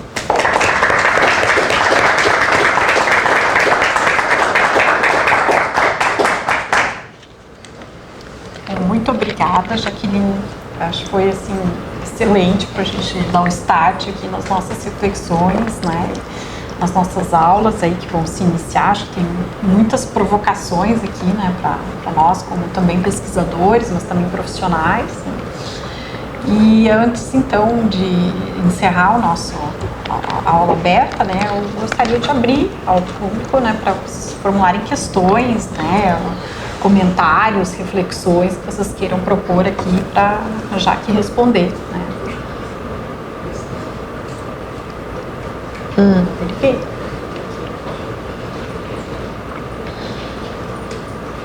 Gente, eu não vi quem foi que me distraí, quem levantou a mão primeiro, mas vou passar por É que o Alex está falando que tem que... observação, talvez por uma questão, fazer uma observação, para a questão de justiça, sabe? Talvez a questão de familiares meus, certo? Contigo. Em 1962, o Estado Democrático de Direito do Brasil era o seguinte: Jânio presidente eleito, Jânio vice-presidente eleito. Jânio renunciou pela nossa Constituição, pelo nosso Estado Democrático de Direito na época, o vice-presidente eleito pela população, João Goulart, deveria ser o presidente. Contra isso se insurgiu a UDN e os militares, o exército todo. A Brigada Militar do Rio Grande do Sul se levantou e enfrentou no primeiro momento, sozinha, todo o exército brasileiro, tentando garantir a posse de João Goulart como presidente da República. Então, às vezes, a Brigada Militar, às vezes sim, ela esteve no campo de defesa da democracia, no campo de defesa das nossas liberdades, da nossa Constituição. E, como todos sabem aqui, se fez na ocasião um compromisso. Tá, tudo bem, vamos evitar uma guerra civil. O João Goulart assume presidente, mas a gente coloca o parlamentarismo, com aquela fase que o Brasil ficou parlamentar, né? Então, evidentemente que a história é bem conhecida, que tem vários historiadores aqui. Eu penso que se a Brigada Militar naquela ocasião não estivesse do lado do campo democrático, eu acredito que o golpe de 64, imaginação minha, teria ocorrido em 62. Né? Então, quer dizer, às vezes tem nuances, tem exceções, e talvez eu quis lembrar isso. Isso provavelmente não muda o quadro geral que a senhora colocou, porque logo em seguida, em 1966, se não me engano, o comando da Brigada Militar foi assumido pelo general Ibaia Moreira, que daí aparelhou a Brigada Militar no sentido de colocá-la em sintonia com o governo federal da época, certo? Ibaia Moreira, o nome dele. Então, às vezes, você tem que lembrar certas coisas assim para não ficar no esquecimento e para não deixar esquecer a Polícia Civil. Em 1930, nós tínhamos a República Velha nesse país, a oligarquia da República Velha. Havia a ideia de se fazer uma revolução burguesa nesse país, que se fez a revolução burguesa. Colocaram o Getúlio Vargas, que naquela época, de fato, me parece bem mais progressista que a oligarquia do café. Mas como esse movimento começou? A Polícia Civil de Porto Alegre atacou e tomou o comando do Terceiro Exército de Porto Alegre, comandado na ocasião por Oswaldo Aranha, civil, né? Então, às vezes a gente tem que falar disso só para lembrar, talvez resgatar a memória de algumas pessoas que participaram disso e colocar assim, que não é nem tudo preto, nem tudo branco. Tem nuances aí. Talvez as lideranças policiais gaúchas pudessem se lembrar mais dessa história, né, do que dos momentos, né, da narrativa onde Mas, de fato, em 8 de janeiro, as polícias eles esperavam que as polícias iriam aderir, né? E não aderiram. Então, quer dizer, eu digo, não é, né, é um campo que está em disputa, certo? Mas essa liderança antidemocrática, ela está fortalecida, né? Talvez mais do que as lideranças democráticas, né? Mas talvez seja um caso, né? Vamos lembrar as lideranças, né? Pelo menos assim, Isso. a memória daquelas pessoas, alguns foram mortos. Aquela ideia assim de qual é a tradição que a gente vai retomar, né? Então, isso faz parte da disputa, sem sombra de dúvida, né? Lembrar que tem uma tradição democrática, né? Fernanda? Bom, ótima a tua fala. Fiquei mais curiosa ainda por muitas questões, mas eu vou te fazer uma questão que vem me incomodando. Acho que incomodar é bom, né? A gente que é pesquisador, incomodar é bom. Mas eu venho pensando muito nessa questão do Supremo ter dado às guardas municipais a questão do policiamento ostensivo, que de certa forma já era feita aqui, né? Mas meio que informalmente, né? Mas assim, a minha pergunta é que, como tu citou, né, as guardas municipais, eu não sei se tu chegou a fazer um acompanhamento das relações entre a polícia militar e a guarda municipal. Porque eu entendo que a guarda municipal, ela acaba aderindo a essa ideia de militarização, né? Enfim, ela está aprendendo também, né? E tem um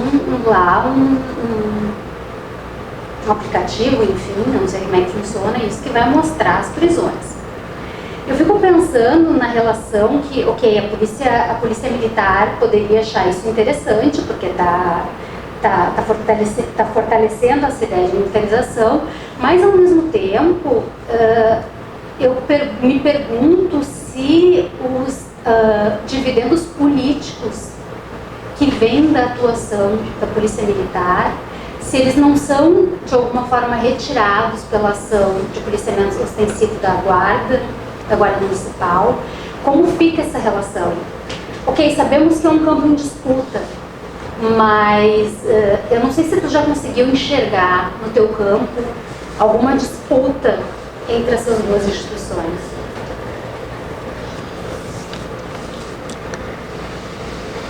Então, não, eu enxergo cada vez mais simbiose, né? Mas, na verdade, cada vez mais uma mimetização. Então, o que acontece é que os policiais militares, eles não se inspiram em lideranças da guarda. Eles acham que a guarda é menor do que eles e deve segui-los, né? E os guardas concordam, né? Eles também acham, não, quando a gente crescer, a gente vai ser igual a polícia militar, né? Então, eles estão de acordo sobre isso, né? Que a liderança operacional está com a PM e eles estão logo aqui, um pouco abaixo, e que eles vão seguir, né? Mas por que se faz isso? A maior parte das guardas no Brasil é chefiada, educada, comandada por ex-policiais militares. Tem uma questão prática aí que é super importante. O oficial de polícia militar que ingressa com 18 anos na academia, ele se aposenta com 48. Eu tô com 51. As pessoas da minha idade já se aposentaram, entendeu? Lembra que eu comecei falando, eu vejo o fim da minha carreira, mas não vejo o dia da minha aposentadoria, né? Porque para nós, né, servidores públicos, a nossa aposentadoria, né, a cada reforma da Previdência, ela fica um pouco mais distante, né? Mas os oficiais da Polícia Militar se aposentam no auge, entendeu? Porque, olha, como eu já passei dos 40, eu vou dizer, os 40 anos são sensacionais, entendeu? Porque você tem força física, você tem preparo, né? Você tem um conhecimento de vida, assim, a década dos 40, ela é fantástica, né? Eu hoje sou mais sábia do que quando eu tinha 40, mas eu não tenho mais a mesma disposição, a mesma força física. Então, imagina você aposentar uma pessoa com 48 anos. Tem que dar um trabalho para essa pessoa, entendeu? E as prefeituras estão, venha. Então, os oficiais se aposentam na PM e vão, é lógico, entendeu? No auge da sua energia, né? Eles vão ser secretários de segurança, comandantes de guarda, professores, não sei o que e tal, né? como que resolve esse problema, eu não sei, né? Mas é uma questão, entendeu? Porque você tem toda uma força, né? Eu tô falando de força assim, nem é força, né, policial, tô dizendo energia humana mesmo, né? Que você bota essas pessoas para se aposentarem com 48 anos, vai fazer o quê com elas? Né? A maioria das polícias estão exigindo, das instituições estão exigindo curso superior, então, para ingresso. Então as pessoas não estão entrando mais com 18 anos, estão entrando perto dos 30. Porque... Não, mas em São Paulo não. Bom, eu também não sei, né? Mas em regra geral a senhora tem razão. A aposentadoria com 75, se fica idoso com 60 e com 50 não arruma mais emprego. Mas os oficiais da Polícia Militar arrumam, né? Porque ou eles vão para a segurança privada, ou eles vão para a Guarda Municipal, para a Prefeitura, né? Então você tem uma circulação de elites aí, certo? E aí você não consegue formar as guardas numa outra perspectiva. Eles não têm um saber, não existe um saber da Guarda Municipal, né? Então eu acho que essa decisão do STF foi uma consequência do que já está instalado, né? Não adianta eles lutarem contra. E como no WhatsApp dos policiais se fala mal do STF todo santo dia, eu acho que o STF quis, entendeu? Sinalizar alguma coisa para eles, né? Mas também, por quê? Se o STF fala que não pode, o que você vai fazer com os fuzis que a Guarda Municipal comprou? O que você vai fazer com o prisiômetro lá que já estava... né, encomendado, entendeu? É um totem no meio da praça, né? Mas você pode, aí você vai verificar essa contabilidade. É o impostômetro. É o contador de prisões. Inclusive, o prisiômetro foi colocado no mesmo espaço físico aonde o impostômetro foi criado, né? Porque era o prédio da Federação do Comércio, da Associação Comercial, que criou o impostômetro. Aí eles foram lá, botaram o prisiômetro do lado do impostômetro para dizer, você paga imposto, mas a nossa parte nós estamos fazendo. E qual é a nossa parte? Prender. Encarcerar. Né? Diga teu nome, por favor, que a gente ainda não Professora, Rodrigo, policial rodoviário federal, há 31 anos. Que legal. Com 53 ainda na ativa. Tá vendo? Você não é militar. Se você tivesse escolhido a carreira certa, você já estava aposentado. Foi errar? Estou quase. Achei extremamente assertiva a imagem da ecologia, né? Trazendo ela para o campo da segurança pública. E eu vou ampliar um pouco até para poder fazer o questionamento. Mais do que uma ecologia, é um ecossistema, né? Onde estão as forças policiais, a sociedade como um todo, os demais órgãos públicos e até o crime organizado, né? Estamos todos dividindo o mesmo ecossistema, ora competindo, ora colaborando e ora se digladiando, né?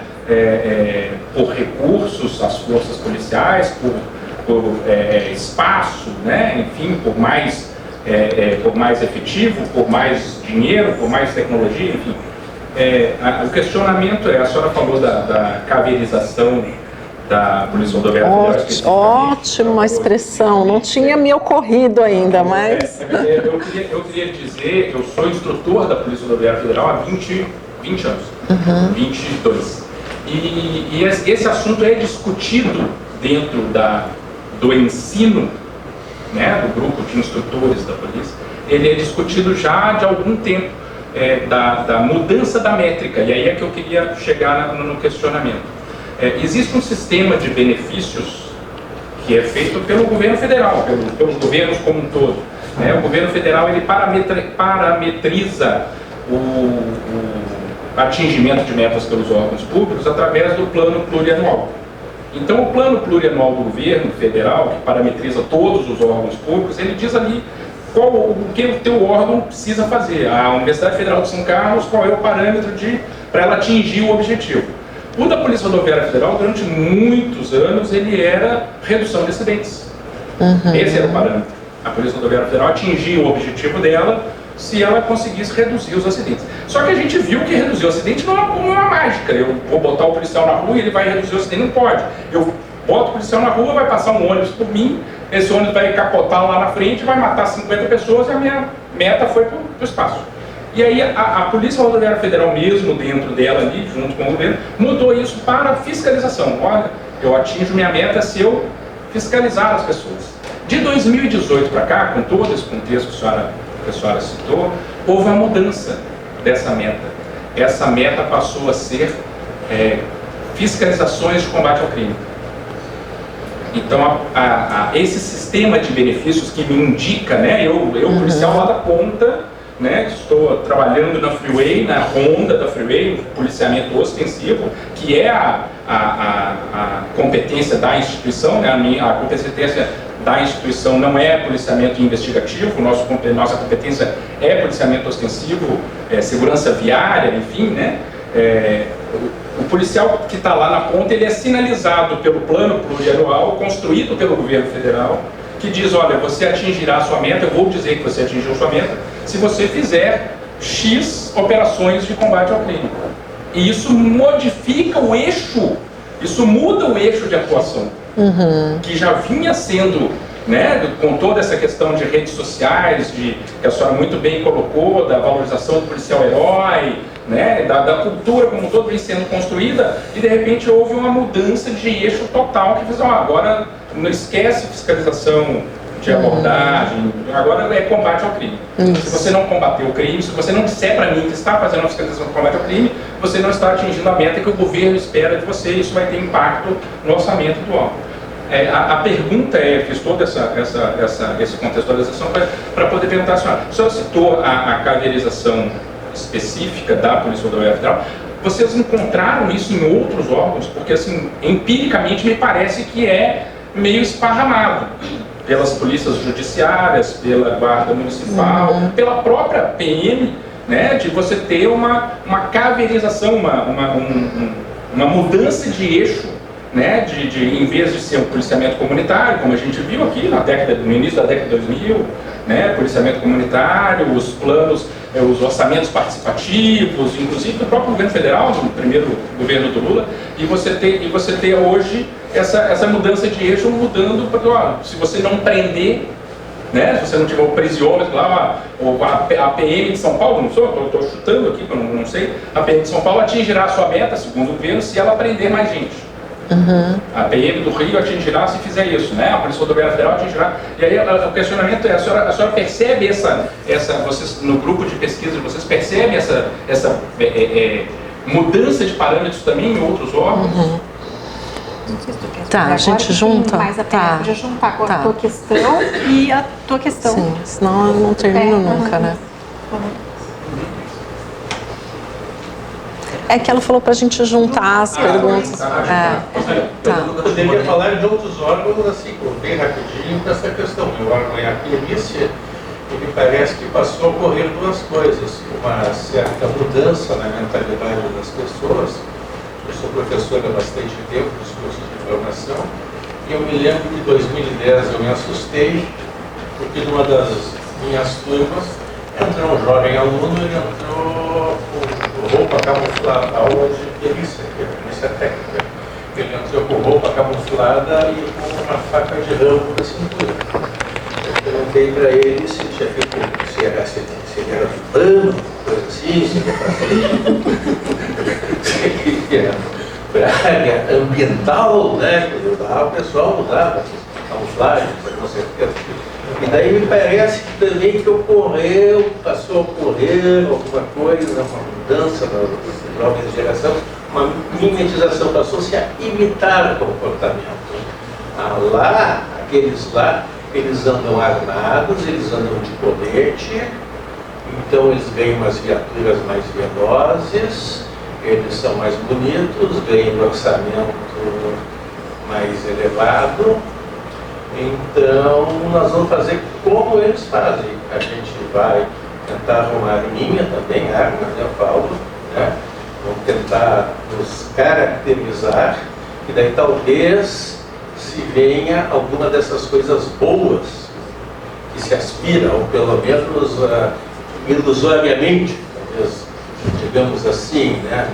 Essa situação. Então, às vezes se criam as situações que grupos que efetivamente não têm por que andar armados, não têm por que andar de viatura blindada, coisas do gênero, passam a aspirar a ter esse tipo de reivindicação, porque afinal de contas o outro lado lá se aposenta mais cedo, tem aposentadoria integral, tem orçamento mais elevado, então talvez se nós imitarmos o comportamento alheio, eu não defendo isso, longe de defender isso, talvez se tenha mais recursos.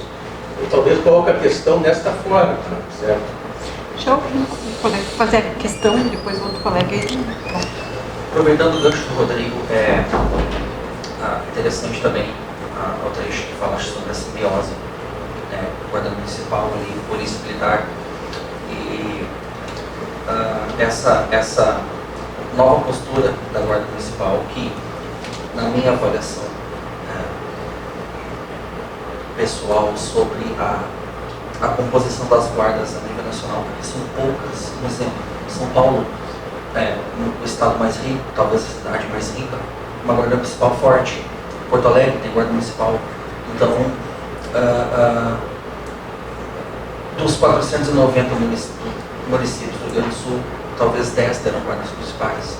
Exagerando. Porque, claro, a guarda municipal militarizada, não, ou pelo menos a guarda policial, vamos dizer assim, com ações de polícia efetiva. Um exemplo, um município aqui, Tramandaí, ele tem litorâneo, 30 mil habitantes, a guarda municipal faz trânsito. Ela não opera, assim, efetivamente na segurança. E vejo, como o Rodrigo falou, assim, também pegando o gancho que falaste sobre a reação, o PCC cresceu, vamos investir em polícia, ou policiamento ostensivo, me parece que essa postura da guarda também seja alguma resposta tocante à criminalidade, também PCC, obviamente, falando de uma estrutura muito grande a nível intercontinental, mas acho que há uma inteligência dentro do PCC, inteligência no sentido de organização, não só estruturar crimes, vamos traficar mais, ganhar mais dinheiro. Acho que hoje eles estão muito mais técnicos e também inteligentes no sentido até de inteligência policial, ou pelo menos uma contra-inteligência às organizações policiais. E me parece que o policiamento extensivo ainda, mesmo arcaico no sentido de uma pessoa fardada na rua, fazendo uma ostensividade para afastar alguma coisa. Acho que não há nada muito diferente disso que funcione, a não ser, talvez, não sei, o Estado de São Paulo me pareceu bem claro, que a Polícia Civil ela está, não vou dizer sucateada para não ser pejorativo, mas me parece que está um pouco alimentada, com pouco investimento. E queria este posicionamento se não achas que, ao invés não, a Polícia Militar está tentando operar dentro do que lhe compete na ostensividade. Não seria o caso do Estado, claro, as polícias estaduais, obviamente, demandam recursos, não seria investir na inteligência, no caso da Polícia Civil, a Polícia Técnica para tal, não deixar também inteligência para a Polícia Militar, que se faz um pouco, mas não é o grande esteio. A Polícia Militar, a Polícia de Rua, seja ela qual for, que também agora vem a guarda das grandes centros. Seria a ostensividade de combate ao crime. E aí, gostaria de uma posição posterior sua sobre esse investimento em inteligência policial para fazer esse cerco, esse escudo invisível ao redor das grandes centros não seria, talvez, o mais adequado. Como que é seu nome? Marcos. Boa noite, meu nome é Conrado. Acho que ouvindo um pouco assim, eu fiquei com uma dúvida no sentido de que, enfim, eu não sou, eu trabalho no serviço de saúde mental, no CAPES AD3, também a perspectiva de pesquisa é outra, assim, mas com prática de pensamento e com dúvida, assim, existe uma perspectiva de privatização, terceirização das polícias no Brasil, assim, no sentido de que, recentemente houve um debate de privatização do sistema prisional e isso em vias legais ainda não é possível, mas também comentas muito no sentido, bom, o policial se aposenta com 48 anos, ele vai ter que seguir essa linha do trabalho e de resolver de alguma forma na vida dele, então de uma forma ou de outra, ele vai ministrar cursos, né, nas polícias, e de uma forma ou de outra, essa universidade não é privada, né, privativa, né, não é um concursado, um servidor público, né, que vai administrar o curso, né. Eu não sei se existe uma perspectiva de privatização das polícias, né, no Brasil.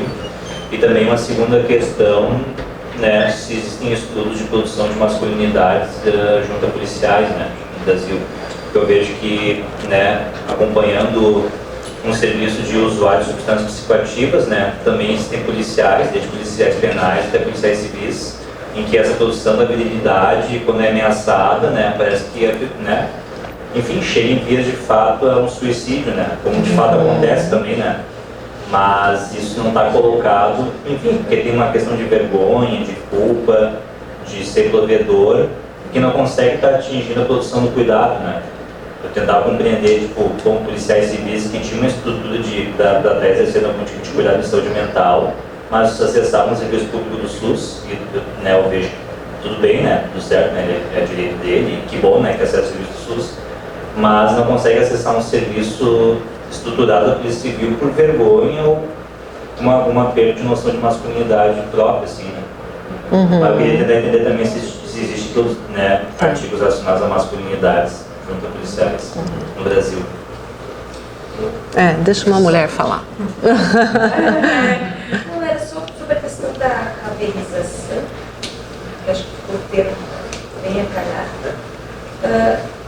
Eu sou escrivã de polícia civil, né, no Rio Grande do Sul, 7 anos de corredoria.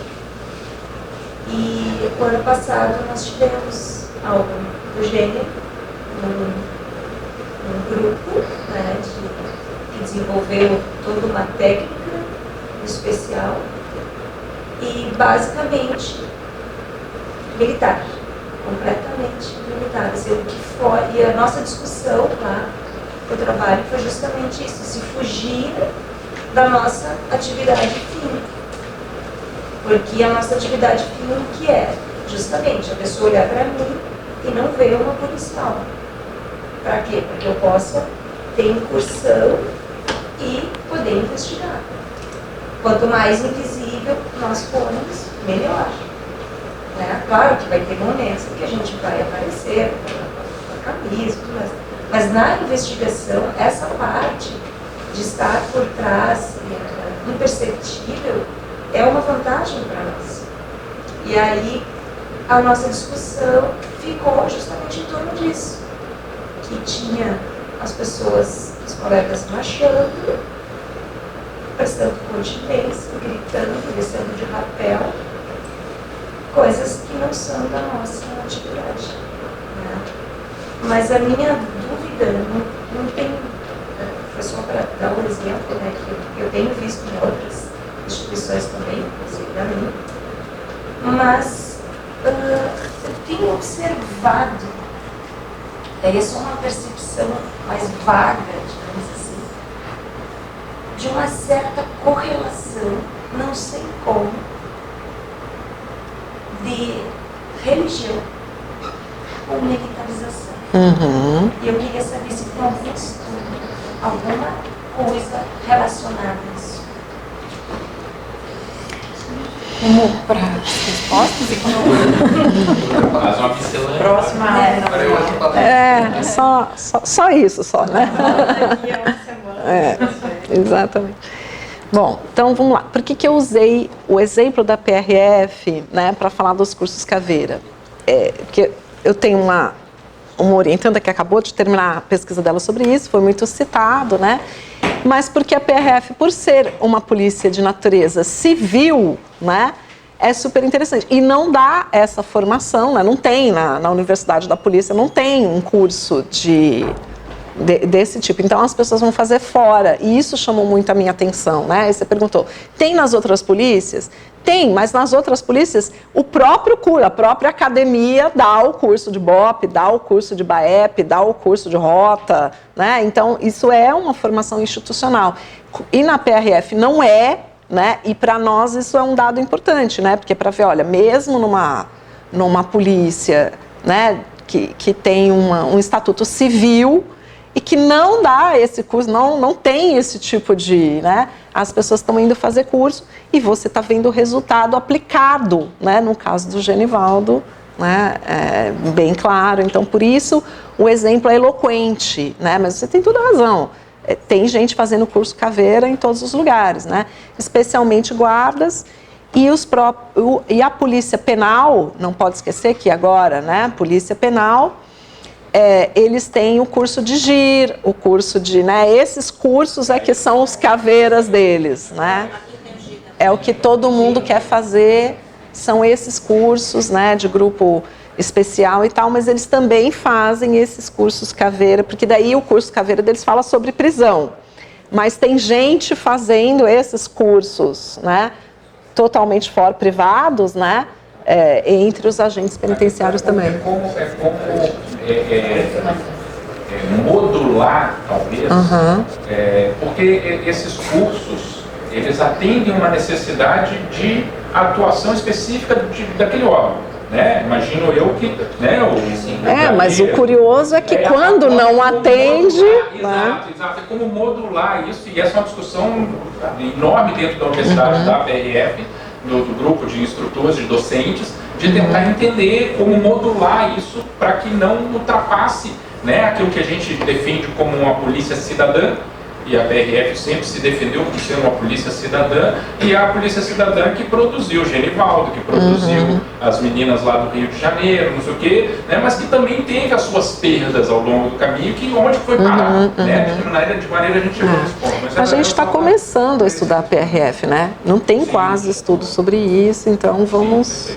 Se apropriando. Depois você vai contar, vou fazer contato para tentar tá bom. Isso, por favor. Tá aí o meu e-mail, pode me escrever. O Marcos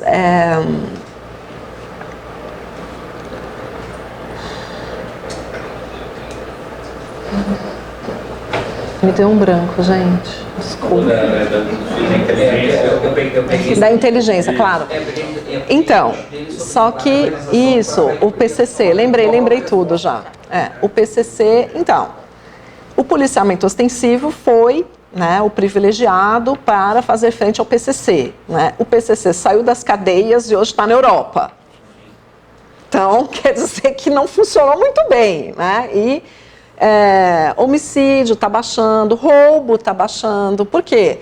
Porque eles estão indo para os ambientes, né, fazer golpe no celular, fazer outras coisas que são muito mais rentáveis, né, menos arriscadas, né, e, enfim, e se profissionalizando muito mais, né, para abarcar o mercado global. Enfim, são outras as questões, certo? O enfrentamento do PCC está sendo feito nas fronteiras, não é mais em São Paulo. São Paulo, entendeu? Tá tranquilo agora, né? Então, a questão, você tem toda a razão, né? Quer dizer, o PCC está mudando totalmente o seu perfil, né? Caminhando muito mais para ser, né, um modelo de máfia mais tradicional, né?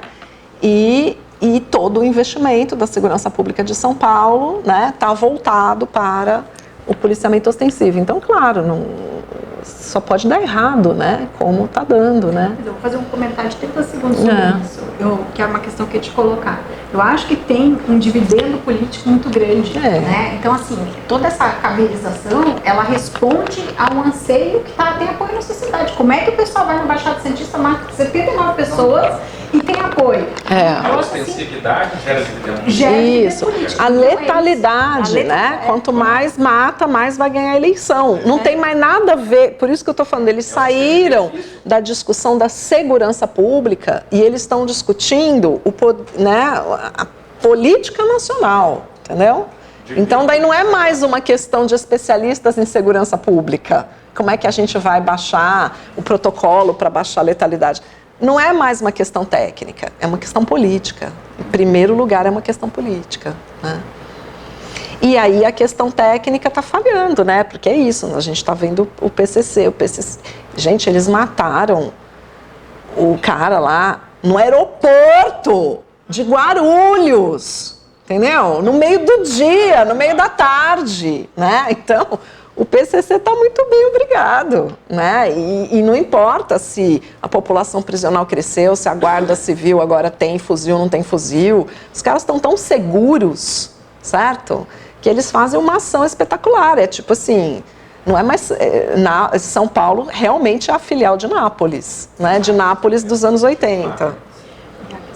Desculpa, sim, a masculinidade. Tem bastante estudos sendo feitos sobre isso, né? Eu acho que é um tema super importante, até porque alia os estudos de segurança pública com gênero, né? Que é uma coisa super legal. Tem bastante gente, mas é muito difícil para nós, né, pesquisadores, termos acessos, que eu estou falando, é muito fechado, né?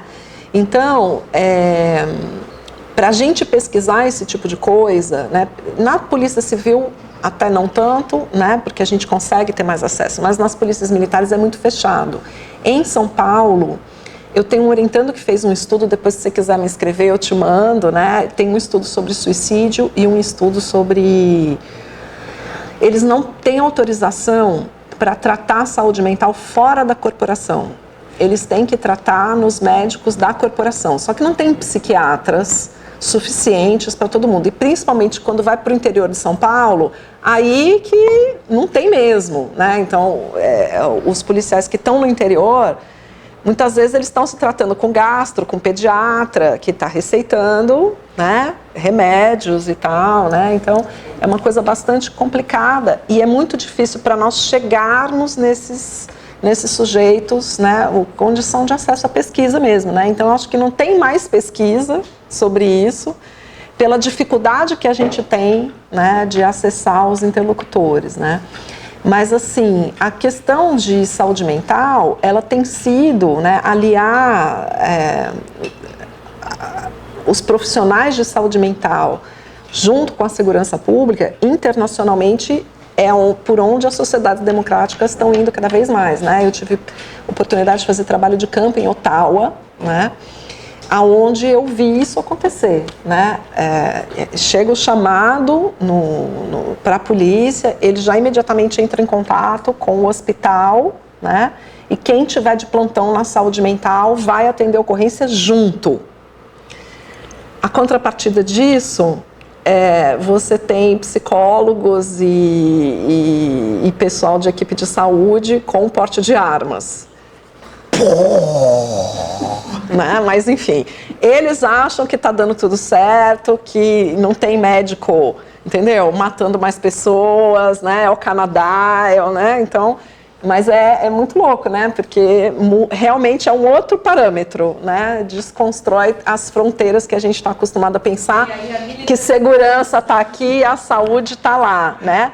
Mas o Canadá está dizendo que não, né? Eles estão diminuindo o orçamento de segurança pública e aumentando, né, esse tipo de ação. Vai atender junto, violência doméstica, a polícia não vai sozinha, vai com a equipe, entendeu? De assistência social que cuida desse aspecto.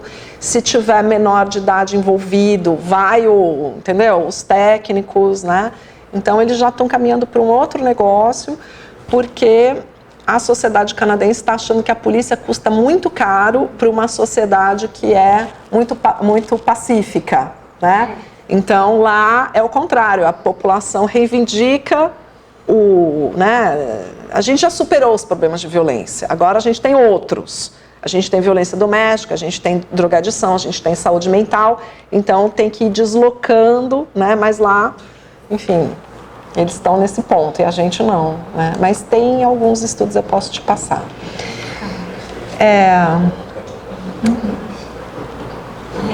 Religião, isso. Tem alguns trabalhos, né? Mas também é isso que eu estou dizendo. É muito difícil entrar nesses ambientes, né? Tanto dos evangélicos quanto, né? Mas a Universal, por exemplo, está tendo em São Paulo, né, reuniões onde os policiais vão fardados para dentro dos templos da Universal fazer atividades, né, que eles são convocados, entendeu? Para fazer uma atividade, né, de capacitação ou de bem-estar, de saúde mental e tal. Né, só que é para ir num culto da Universal, não uma palestra, né? Eles não falam que é culto, eles são uma palestra na Universal, né? Então, tem gente tentando entrar nisso, né? Mas imagino que deva ter algum risco, né?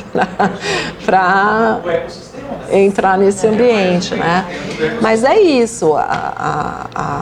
Como você não tem, aí juntando as duas perguntas, como você não tem um serviço de saúde mental que realmente funciona dentro da polícia, qual é a válvula de escape? Né? Aonde que o sujeito que está em sofrimento, aonde que ele consegue, entendeu?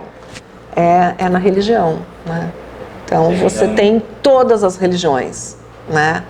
Os policiais estão em todas elas, mas claro, o setor que mais cresce em todos os lugares é o setor evangélico, isso na polícia também. Eu não sou evangélico, mas a Universal ela tem um programa, ela tem um departamento que é Universal Forças Policiais, isso. Eles operam literalmente isso. Em apoio, deliberadamente. O segmento responsável. Gente, em função do adiantado da hora, tá? Nós vamos então encerrar a atividade. Eu gostaria de agradecer mais uma vez a professora Jaqueline por ter aceitado o nosso convite, ter proferido uma brilhante aula inaugural no programa. Agradecer muito a participação de todos e todas. E reforçar então o convite para os ingressantes. Amanhã nesta mesma sala, às 19 horas, a gente vai fazer toda a apresentação do programa, vamos explicar como é que funciona, vamos tentar tirar todas as dúvidas de vocês, né? Então é muito importante que vocês venham, não percam, tem um coquetel no final, muito gostosinho. Mas enfim, a gente reforça o convite, tá? Pra gente estar aqui amanhã nesse horário, tá? Então, muito obrigada e agradeço.